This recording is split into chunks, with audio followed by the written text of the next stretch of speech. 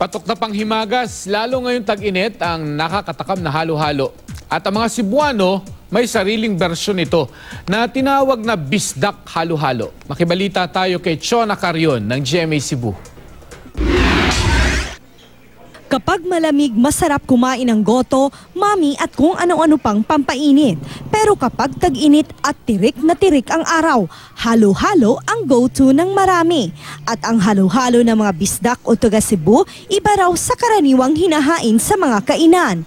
Sa halip na makapuno, fresh buko meat ang ginamit na sangkap at hinaluan pa ng langka at pinya.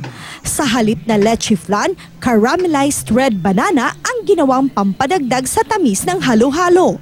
Pinong-pino rin ang crushed ice.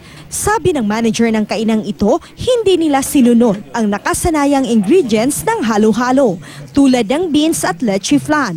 Ang halo-halo kasi nila, swak sa panlasa ng mga Bisaya. We serve fresh fruits, sir.